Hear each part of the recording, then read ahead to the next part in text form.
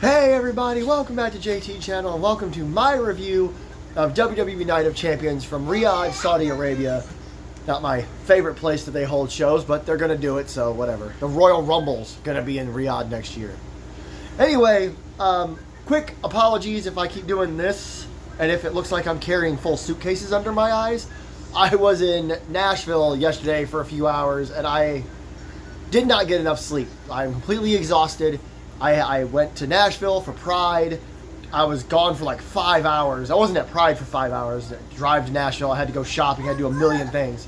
And then I came home and had to watch this. So I tried to go to bed on time, and I have a daughter that woke me up at 6:30. So again, apologies if I look like I just woke up from the dead. But I did get to watch Night of Champions. I thought it was pretty good. The one thing that Triple H has done over the last couple of years is he's made the Saudi Arabia shows a little more worth watching.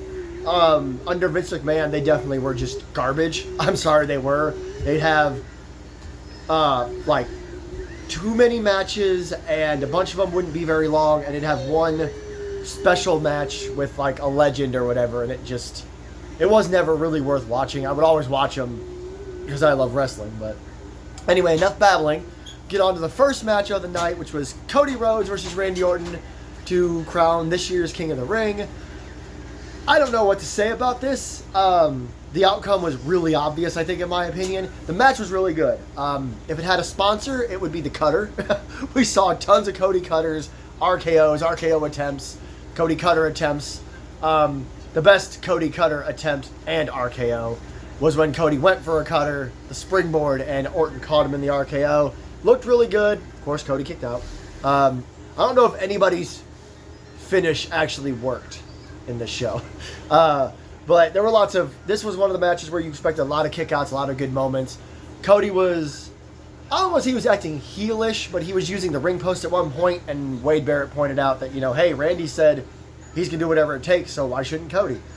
So it was pretty much exactly what you expected. The end of the match was really cool, I thought, because Randy grabbed a steel chair, but it was a fake out. He distracted the referee so that he could take the pad off the turnbuckle. Eventually, after they went around a little bit, Cody threw Randy into the buckle. It was like right under his armpit. It was like ribs first into the exposed steel.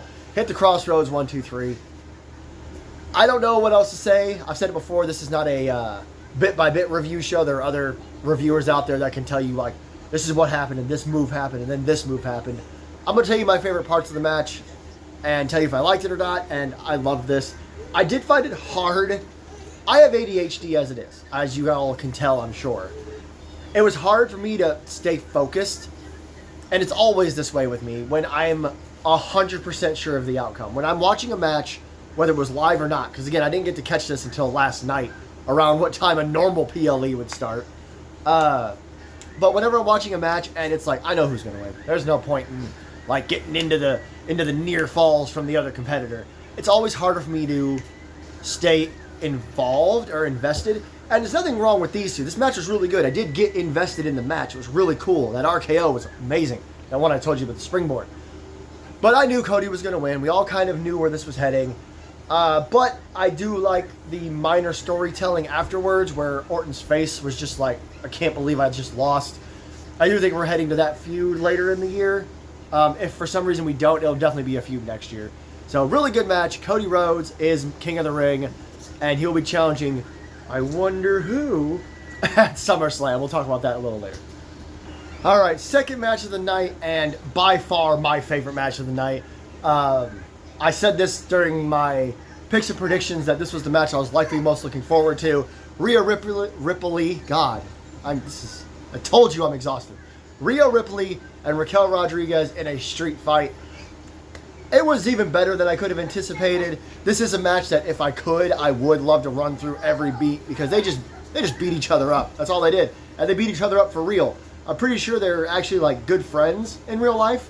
And you could tell because early, even with the first weapons stuff, which was Rhea being tied up in the ropes and getting hit with the kendo stick, you could tell that Raquel was just hitting her. Raquel was just hitting the other person. The way Rhea got out of this too, she kicked a chair into Raquel's face, and again, Raquel just took the chair and hit herself in the face with it. Or Rhea, phoned it in and boom. Either way, from that point forward, it was just, they beat each other up. They hit each other with weapons. They threw each other around the place. Another spot that I was a really big fan of was Raquel had taken the top part of the announce table and set it between the barricade and the timekeeper's table, I think, in the timekeeper's area. And Rhea, once again, just straight up headbutted her, just hit her in the head with her head. And Rhea went to do a front flip dive off the announce table onto Raquel. Raquel caught her, picked her up, and then power bombed her through that. And it sounded horrible. I don't think the tops of the announce tables are usually made to sound like that, so it was clear this was at least for this match. But it sounded great. It looked great. I legitimately reacted. I was like, "There's no way." Actually, when she caught Rhea, I said, "Oh, fuck you. There's no way you're that strong." I love it. I love Raquel. I love Rhea. Roxanne Perez did get involved. Didn't do anything. She ended up getting a shining wizard with a trash can over her head. And then the background I chose, the way the match ended, Rhea put a table across the top rope. And she dragged Raquel up there, and they did this balancing act, and she did a riptide from up there. It could have gone super wrong, but it couldn't have gone more right. It looked perfect. They landed great. Awesome match. Rhea wins. This was, it was what it was. The big reason for this match was likely because of Liv Morgan being out and injured. I heard that she already had shoulder surgery. I should not be trying to say those words together when I'm exhausted. And apparently she's working with one of the best pro sports fitness coaches in the world. So hopefully she'll be back soon. But it could be up to 6 months. So this is a good little side thing that's going on. And you tuned into this channel on purpose. Raquel and Roxanne together is going to be really interesting. I think that's the direction we should go, so that when Liv comes back, she can be like, "Oh," and we'll go from there. But it was really fun. Again, my favorite match of the whole night, just because I love both these women so much, and they were given plenty of time, and they just went out there and did it. Also, another thing that looked really real is after the Shining Wizard to Roxanne with the trash can over her head, Raquel picked up Rhea and threw her into the ring post head first, and it looked like her head just hit the steel. I don't know. These two were great. So Rhea Ripley wins. Great match. All right, next up was Sami Zayn versus Karrion Kross. And this match was fine. I would have enjoyed it if Kross won, but I think I said on my picks and predictions that I just didn't see it happening. It was a good match. The story throughout the match was that Karrion would continually push Sami's buttons and be like, "Come on, do something, be mean, whatever." And then Sami would blow up and start beating up Kross a little bit, and then Kross would laugh and get the upper hand anyway. There's not much to tell in this match. Sami Zayn did hit the Blue Thunder Bomb, which didn't do anything as always.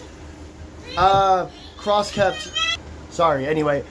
did try to go for his cross hammer. He locked in I think it's called the cross jacket, his version of the sleeper hold.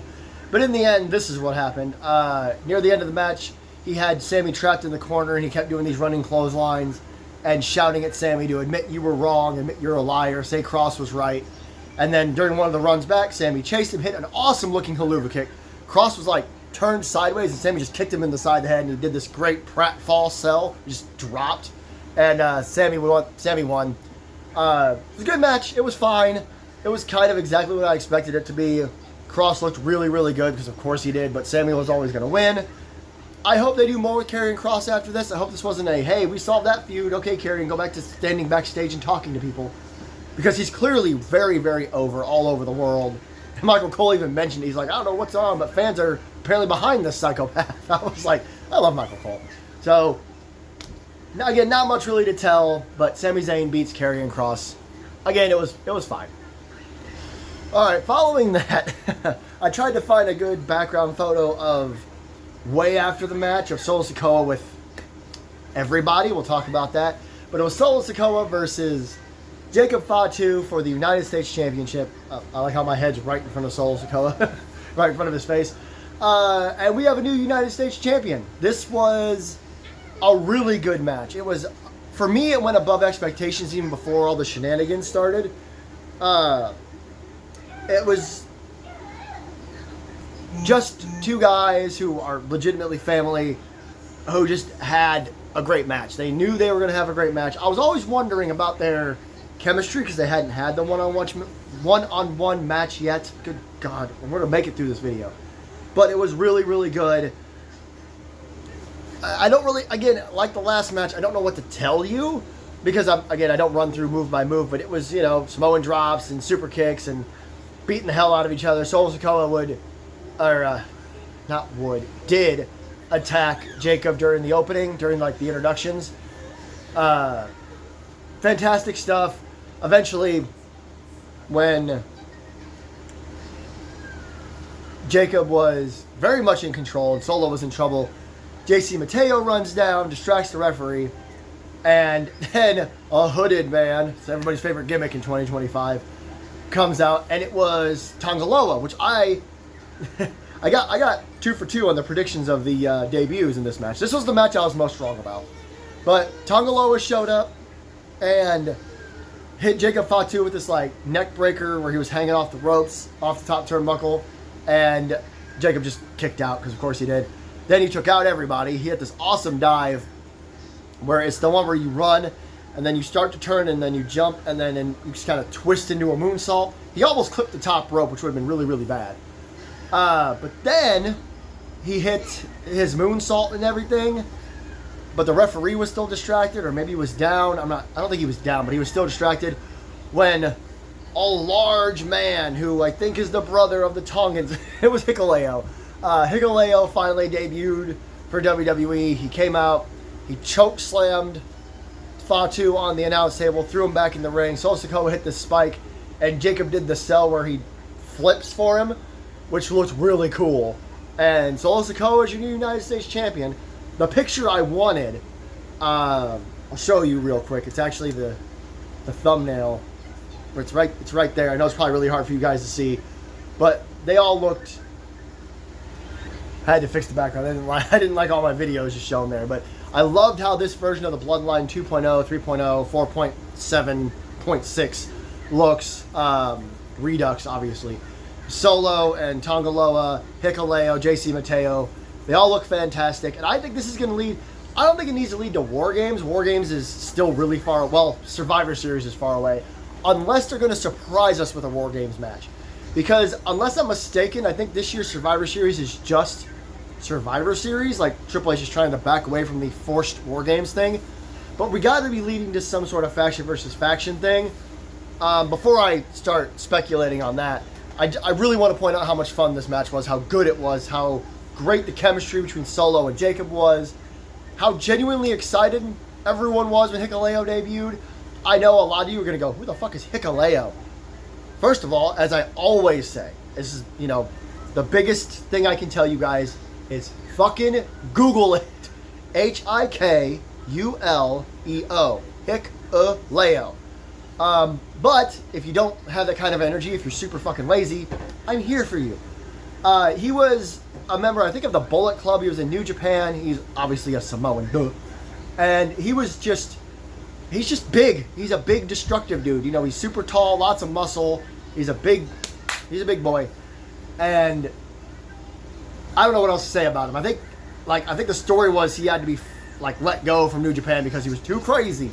I don't know for sure. I may have just made all that up. But the point is, he had a reputation much like... I'm really sorry, okay? She's really tired too. I'm trying to get through this. Let's do it.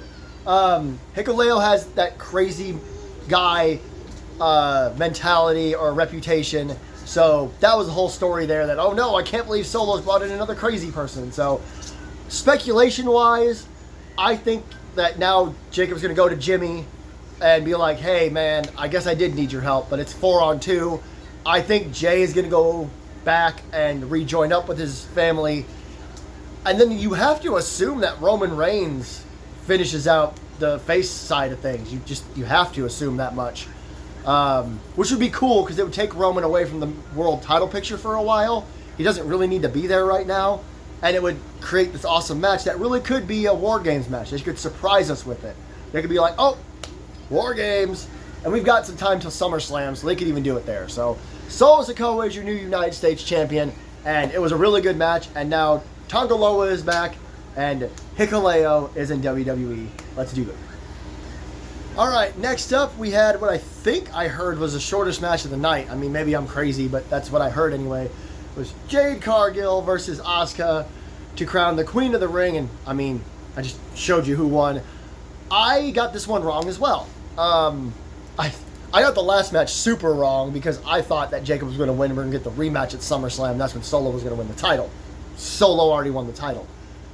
For this match, I assumed that Asuka was going to beat Jade because I love Jade Cargill. I've said it a million times over. She was the first time I ever saw her, I knew she was a star, and I just instantly loved her. And I thought, oh, well, Asuka, you know, she's the veteran. She'll beat Jade, and we'll get Asuka versus Io Sky. I was incorrect. This was a good match. I mean, that sounds disparaging compared to all the other matches. It was fine. It really was. Asuka did all her Asuka stuff, and Jade did all her Jade stuff. I don't really know what to tell you. She went after the leg a lot, Asuka did. Tried to take out the power from Jade Cargill. In the end, she went for her, what do they call it, Empress Impact, which is like I think it's a hip attack. And she caught her. Jade did 1, 2, 3. So it was, you know, not super long by any stretch of the imagination. They definitely made the most of their time. It was short for a reason. We'll get to it. And when it came down to it, this was probably the right decision. Asuka can lose a match like this and survive. So, I mean, maybe we'll still get Asuka and Io Sky at SummerSlam. I mean, you could still get there. Just because Asuka lost the King of the Ring, Queen of the Ring, Women's King of the Ring. No. Doesn't mean that we can't get that match eventually. That just means that that's not the way to do it. That's not the way we're going to go about it. So I'm excited to see what we do with Io Sky at SummerSlam. It's going to be Jade and Tiffany for sure. A lot of speculation that might be where Naomi cashes in, which would be fine with me. But I don't care. Give Jade the title for forever, as far as I'm concerned.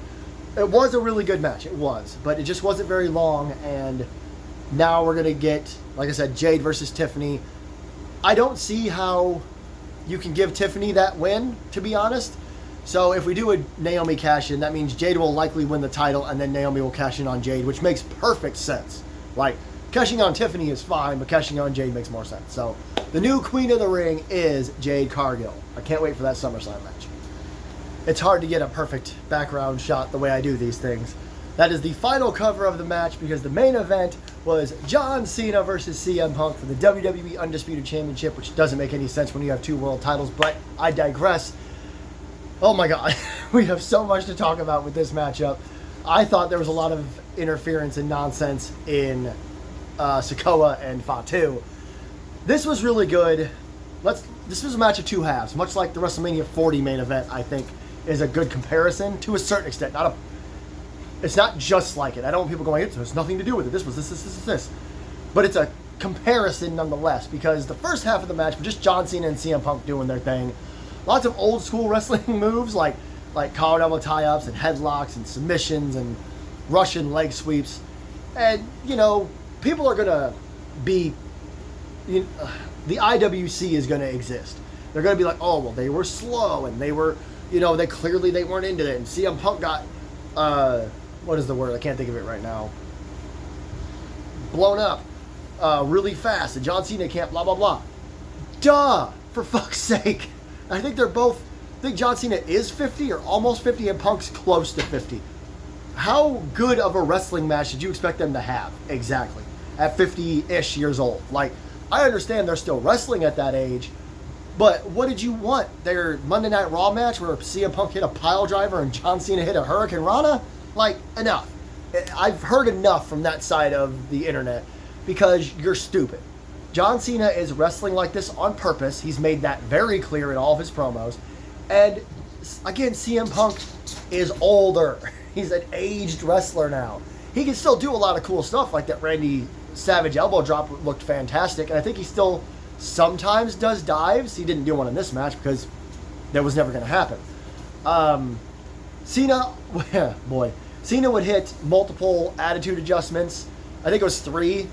The third one, I was like, well, that's got to be it, right? But no. and just Punk just kept kicking out and kicking out and kicking out. And then Cena grabbed the title and was like, I'm gonna flunk you one. And after the third AA that Punk kicked out of. But he decided not to do it. He decided, no, I'm not going to win like that, which was another tease that he might be heading in the babyface direction soon. But after that, Punk, I think, went for a GTS. They kept reversing each other for a minute, and Cena went for the shoulder tackle. Punk dropped, and he took out the referee. This is where the match of two halves comes into play, because after that is when all the interference started. Punk did hit a GTS. It was the second GTS of the match, so yeah, he didn't hit one during the other exchange. And he covered him for a 600. So he called for a referee, and then burn it down, screamed over the speakers. Out comes Seth Rollins, Braun Breaker, Bronson Reed, Paul Heyman. No referee, though. And he sends in the big boys to take out Punk. Punk starts to fight him off, but eventually he is overpowered and double chokeslammed onto the announce table. They throw him back in the ring. Then Seth calls for a referee. Charles Robinson does the run. Oh, you remember the run? I remember the run. He runs. I can't believe he's still doing it all these years later. He runs down the stage. People are saying that Cena hit him with a shoulder tackle. Nah, he hit him with a pounce. Okay, he pounced Charles Robinson just about out of his damn shoes. He gets in Seth's face. They scream at each other for a while. He hits Seth with an AA. Then Bronson and Braun start to attack. And I don't mean to immediately start laughing, but I really thought that the reviews I watched would bring this up. But as they're beating everybody up, Cena and Punk, Penta's music hits. Now, I have not been shy, and that rhymed, about how much of a Penta fan I am. Every match he's in, if I'm doing picks and predictions, I'm like, Penta. Even if it's obvious he's not going to win. If it was Penta versus Roman Reigns, I would pick Penta just because I love him so much. Maybe not on that one, but still. But when he came to the ring, right? Do y'all remember when Jeff Hardy debuted for AEW? If you know, you know. If you don't know, you don't know. That's fine, whatever. And his brother Matt was getting just assaulted, just beat up by a group of people. And Jeff Hardy's music hits, and instead of running down to help his brother, he comes out on stage and started dancing. This reminded me of that, because Penta's music hits, and instead of, again, running like Charles Robinson did down to the ring to help Punk and Cena, he does his walk. He does his little walk as slow as he possibly fucking can. So Braun Breaker runs up to it. It was, I know, wrestling is scripted. It's a storytelling device that's filled with sports and entertainment. But the fact that Braun decided to go after Penta instead of being like, well, he's going to take 20 minutes to get here. Let's just keep... He runs up there and beats the hell out of Penta. Penta was completely useless. Then Sami Zayn's music hit. He comes back out, which, of course, that was a great idea because the Saudi crowd loves Sami. Eventually, Sami and Braun fight off to the side of the stage, which I was like, oh, here comes Penta. Sure enough, here comes Penta. Whee! Then Braun Breaker, Bronson Reed was about to start hitting tsunamis on John Cena. CM Punk shoves him off the top rope, and John Cena, even at his age, and even after a long match at this point, picks Bronson Reed up and hits him with an AA. Punk and Cena shake hands, hug. Cena gives the same exact face to the camera that he gave to The Rock at Elimination Chamber, which I thought that was a cool little reminder of that Cena hasn't changed a bit. Goes a low blow Punk. Punk reverses it. He saw it coming. Goes for a GTS.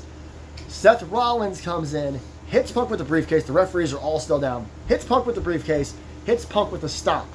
This is great, right? I don't think anybody else really noticed this. Maybe I'm looking for things that aren't there, but this is what I saw. After he hits the stomp, on the outside of the ring, Paul Heyman, this is the referee that was the main referee of the match here. Paul Heyman starts to get the referee up. Cena grabs Rollins, throws him out of the ring. Paul wakes up the referee. Referee comes in, counts the 3 for John Cena. John Cena just takes the win, runs off. You can tell Seth Rollins was upset. Paul Heyman was upset. CM Punk was basically dead at this point. So John Cena's still your champion. We're getting exactly the match I thought we were going to get. SummerSlam, Night 2, John Cena, Cody Rhodes, big rematch. Wouldn't be surprised if Cody wins the title back there. But this was so much fun to watch. It was hard to keep up with. Like I said, once Seth's music hit, And it was just Seth and his group, and then Penta doing his best, and then Sami Zayn, and then referees getting knocked to left, right, and center. Charles Robinson really took a hell of a bump there from Cena. Cena, I don't think, held back at all. I think he just ran over Charles Robinson. It was a really good match. I had a lot of fun with it. Yes, that's a lot of shenanigans, but this was John Cena versus CM Punk. John was never going to retain his title cleanly in this matchup, and you couldn't really give the belt to Punk, because if you're going to do Cody Punk, you kind of want to hold that off until WrestleMania. I know they're trying to turn SummerSlam into WrestleMania 2, basically, every year, or what does Simon call it, Hot WrestleMania? But you want to hold that match off. You want to get back to Cena-Cody Part 2 first. You got to get the title back on Cody, and then you can start building towards that match in the future. So, it was good. This was, boy, the whole show overall was better than I expected it to be, which is always the case with the Saudi shows nowadays. Because like I mentioned in the intro, Triple H actually puts some effort. They're not just, hey, it's Saudi Arabia, here's The Undertaker and Goldberg to have one of the scariest matches in the history of professional wrestling. Or DX and the Brothers of Destruction to have one of the silliest, goofiest, worst matches in professional wrestling history. Anyway, it was a good show overall. I enjoyed it. I'm super looking forward to everything going forward. We got stuff. Now Seth is like mad at Punk and Cena. He's probably kind of eyeing Gunther. I don't know. Or Goldberg. God, I don't want to put it out of my mind that Goldberg might win the title. I just don't think he's going to. And then you have all the stuff with, like I said, Solo Sikoa and Jacob Fatu. I don't know what Raquel Rodriguez does next. Maybe her and Roxanne start defending the women's tag titles or whatever. Or what Rhea does next, for that matter. It's going to be good. There's lots and lots of stories coming out of this. Please, for the love of God, WWE, have a story for Karrion Kross. Biggest thing I ask of you. So thank you everybody so much for watching. Don't forget to like, share, and subscribe, leave comments, do all this stuff. I apologize, this video was all over the place. Again, I am exhausted. My daughter is exhausted. We're just trying to get through today. So I'm sorry for all the pauses in between and me, zoning out is me just trying to get my brain to work. So let me know if you enjoyed Night of Champions. Next on the calendar for WWE, I think, is Evolution and Night of Champions and Great American Bash, all in the same weekend as All In. I don't know if I'm going to be able to watch All In. I'm going to try. But until next time, this is JT Channel. I am JT, and I will see you in the next one.